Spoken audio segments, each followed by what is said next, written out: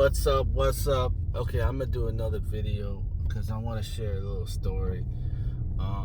The title of this video: Why you can never turn a hoe into a housewife. So I was talking to a friend of mine who actually fell in love with a hooker, and what happened was he left his wife after like 30 years, or whatever, and he fell in love with her, and they had a baby together. And he was trying to, what do they call Captain Save-A-Ho.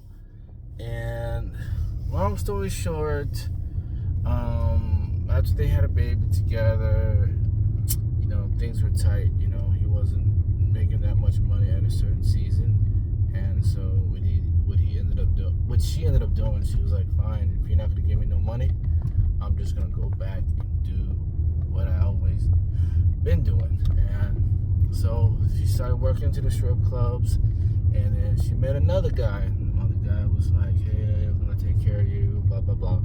And so basically he told me, dude, you can never turn a hoe to a housewife. I tried, but I'm like, dude, you should. I said, how did you fall for that? And then he said, it first started with just like business. Like, I pretty much just kind of like, hung out with her. She wanted to hang out with me every day, and then we just got used to each other's company, and then that's how it ended up happening.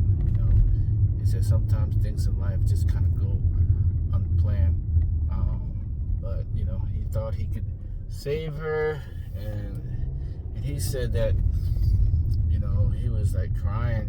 He says like, bro, you don't understand, this hurts.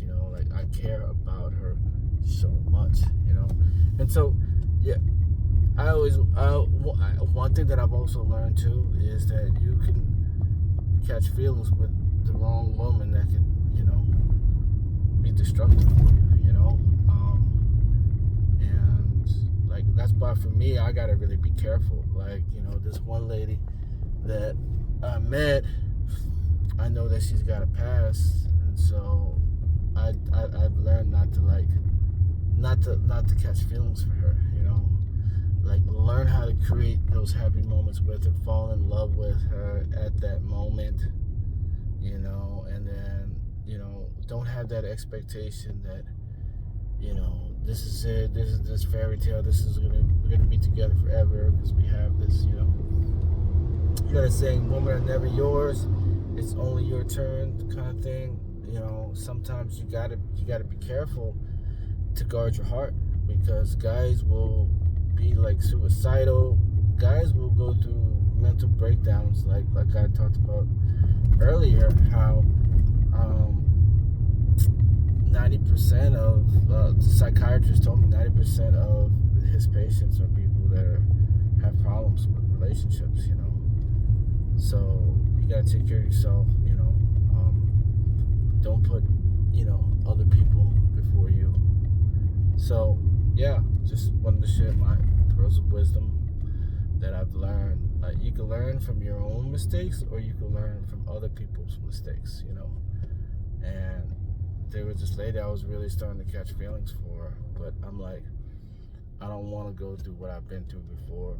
Like, I sacrificed like half of my life, to the woman that I was married to, and she cheated on me, and I'm like, you know what?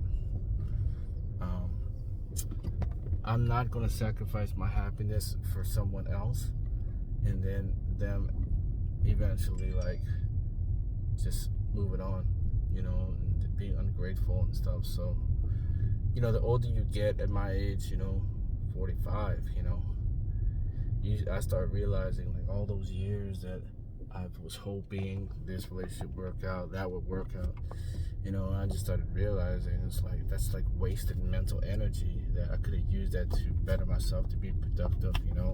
Like, how many times guys go through that? They're like, if I could only get her to act this way. Like, most of the guys that I talk to that are married, they're miserable. Like, I don't know one guy that I know that's 100% happy. What does the statistic say? Like 10% of marriages are like happy. one guy that I met, he was a pastor, and he's like, when I first met him, he was like, bro, I'm so content with my wife, you know, God's gonna find you the right woman. And then 15 years later, you know, I say, bro, I haven't talked to you in a long time. Like, how's your wife? You know, how's marriage? He's like, I ain't gonna lie. You know, it ain't perfect. We have happy moments together, but that's it, you know. So, take care, guys. Guard your heart, and you only have one life.